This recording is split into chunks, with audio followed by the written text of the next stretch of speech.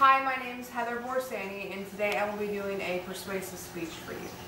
So when you hear the words bully breed, what breed do you instantly think of? Well, I'll fill you in. The most common breed that is thought of when you hear the word bully breed is generally the pit bull.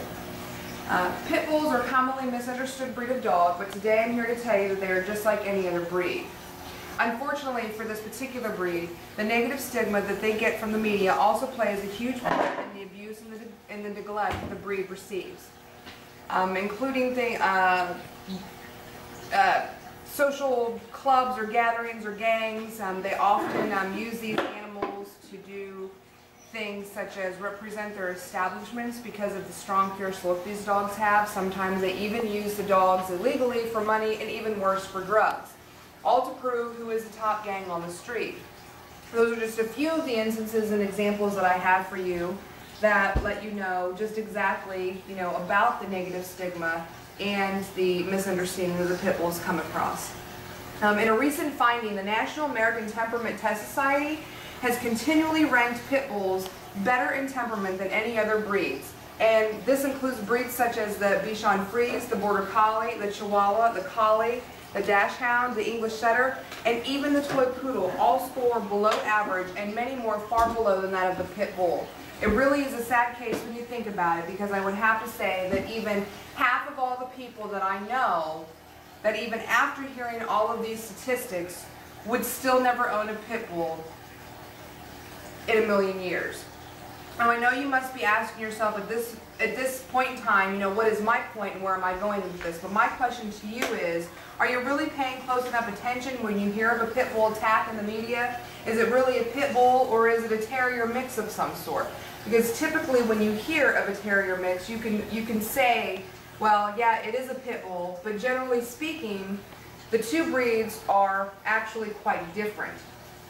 For many years, pit bulls have been wrongfully profiled as having locked jaw or having some biting power stronger than that of an alligator. And according to Dr. Lur Brisbane of the University of Georgia, and according to the Real Pit Bull Myths online, there's absolutely not any evidence for the existence of any kind of actual jaw-locking mechanism unique to the structure of the jaw and or teeth of the American Pit Bull Terrier. So now I'm asking you to make your own judgments.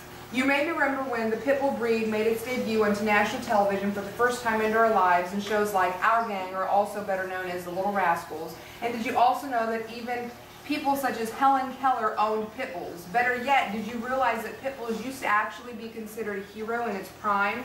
According to Don't Bully My Breed, they tell us how during World War I, the pit bull was often used to represent America and keeping us safe from harm. With any breed, it does go without saying that all dogs should be considered with caution and research what you're getting yourself into. Just as no two zebras have the same exact stripes, no two breeds of dogs are ever going to be exactly the same. Now, this would include dogs from all breeds and all breed categories. Some might come from a broken home where they were either abused or neglected. Others might need plenty of running space or big backyards. They may also need to have, fenced in or enclosed properties. Some might need to just be placed in single-family homes with no children or no other pets, simply because they may not get along with other pets. They may not be, emotionally stable to deal with other pets, either because they're older or they did come from abused or neglected homes.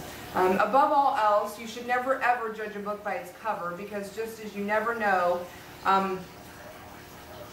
as with humans, what we've been through, we would never judge each other by, our covers or, just the way we look on the outside. So, judging a dog or a particular breed by the way that it looks or because it seems intimidating or scary really isn't fair, and really just doesn't do just cause to the breed itself. So,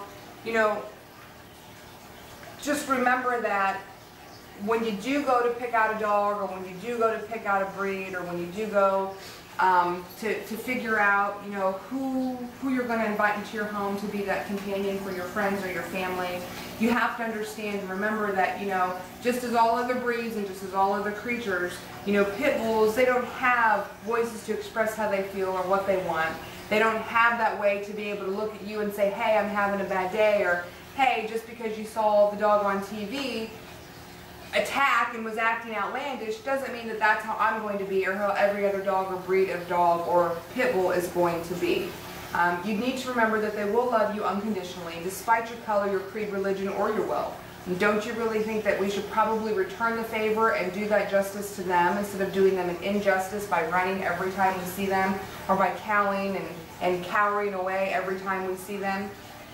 We need to be their voices just because we may be their only hope. So with that, I'm asking you, use your judgment, use your own mind, your own thoughts, your own opinions to be able to say, you know, is this breed the right breed for me? Is this dog the right dog for me? Is this going to be best suitable for my family? And just because you hear or see things on TV doesn't always necessarily mean that the dog is going to be just that, what the media says. It doesn't mean that the dog that you see on TV is going to be the same kind of dog that's going to come into your house. We all have to remember that we have a duty and we have a job to be able to promote the awareness and to be able to promote, you know, the good in the dog and the breed itself, and to be able to help spread, you know, good things and good news, and to steer away from the media and the negative stigma, and to steer away from the bad things that surround the dog, and to be able to help the breed and to do just that, help the breed, and to keep it around for many more years, and to keep it away from harm, and to protect it, and to keep it safe. So that's my persuasive speech, and I hope you enjoyed it. Thank you.